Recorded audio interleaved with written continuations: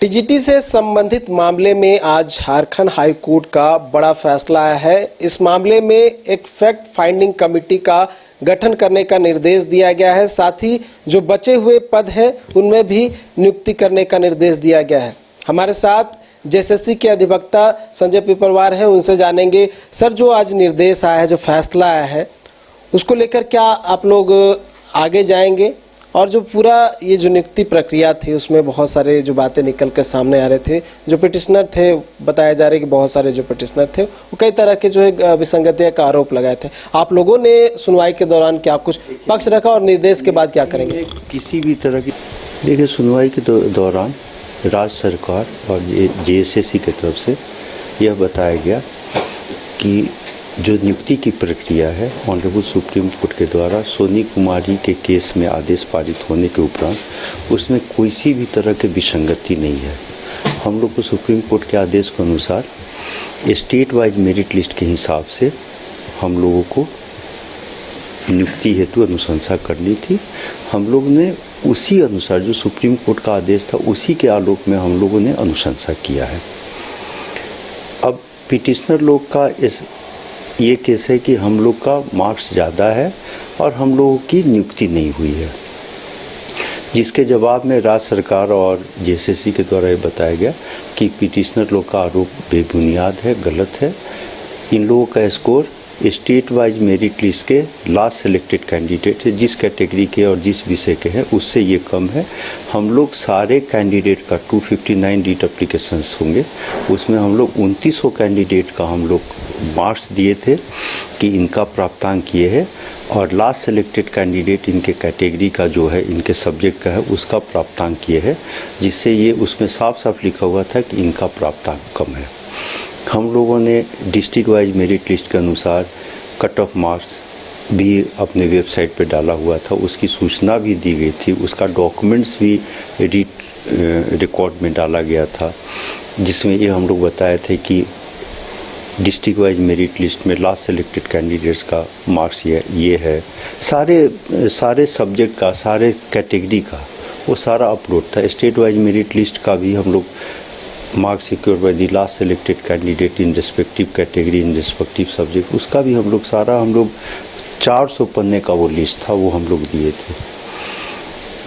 हम लोग का स्पेसिफिक स्टैंड था स्टेट और जेएसएससी का कि कोई भी पिटिशनर यहाँ पे इस कोर्ट में ये बताएं कि किस कैंडिडेट का नियुक्ति स्टेट वाइज मेरिट लिस्ट में हुआ है जिसका मार्क्स इन पिटिशनर लोगों से कम है।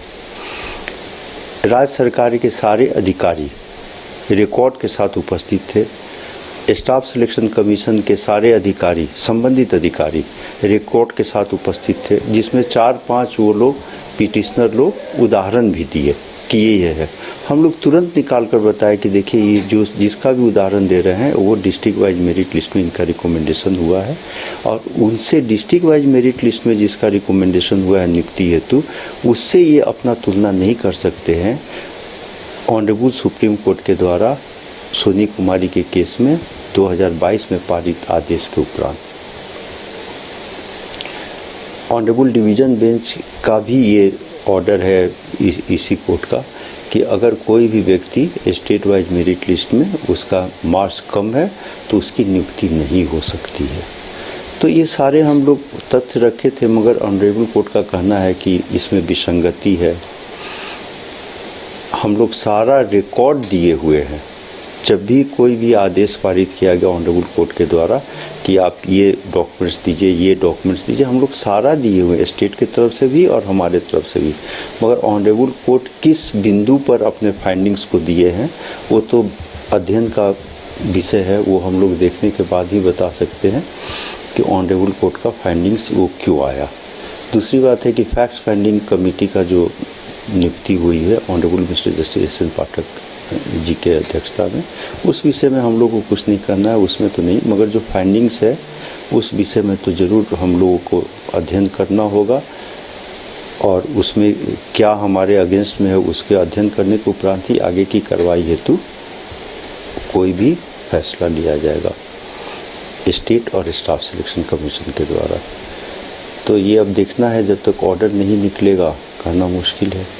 हम लोग का ये कहना कि हम लोग नहीं दिए, सारा रिकॉर्ड है ऑर्डर शीट के साथ। अब हम तो नहीं बता सकते हैं कि क्यों ऐसा फाइंडिंग्स आया कि हम लोग नहीं दिए हैं, विसंगति है। स्टेट के 4 वॉल्यूम में डॉक्यूमेंट्स दिया था कि ये नियुक्ति हुई है, तो उसके बारे में भी उसका फाइंडिंग है कि वो सही नहीं है। तीसरी बात यह है कि महत्वपूर्ण आस्पेक्ट ये है कि ऑनरेबल कोर्ट का ये आदेश आया है कि जो भी रिक्ति बची हुई है उस पर पिटिशनर लोग की नियुक्ति की जाए।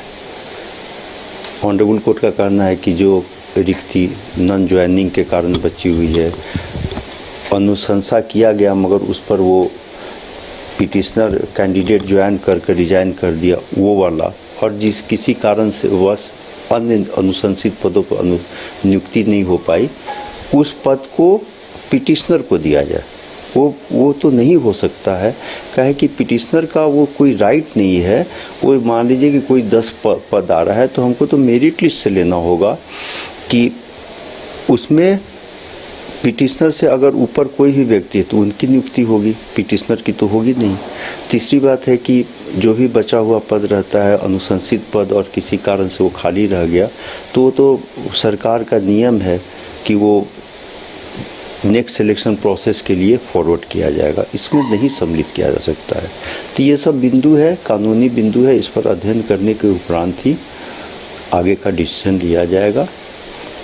और अभी आदेश की कॉपी नहीं मिली है, आदेश आने के उपरांत ही हम कुछ बता सकते हैं। अच्छा, जो बचे हुए 2034 पद है उसी में बोला जा रहा है कि जो पिटिशनर है उनको सम्मिलित किया जाए या फिर से नियुक्ति प्रक्रिया? हमारे पास 3 है, मोर देन 3700 पोस्ट हैं, 3704 पोस्ट हैं, मगर वो SC और ST कैटेगरी के लिए है। और SC एंड ST कैटेगरी में हमारे कैंडिडेट्स नहीं हैं जिसके कारण हमारा उसमें हम लोग नियुक्ति के लिए अनुशंसा नहीं कर पाए। और हम लोग एफिडेविट में भी दिए हैं, पूरा डाटा दिए हैं, सारा चीज़ दिए हैं। तो उस पद पर तो जो पद SC और ST के लिए है उस पर तो BC1, BC2 और अनरिजर्व कैटेगरी के कैंडिडेट की नियुक्ति नहीं हो सकती है।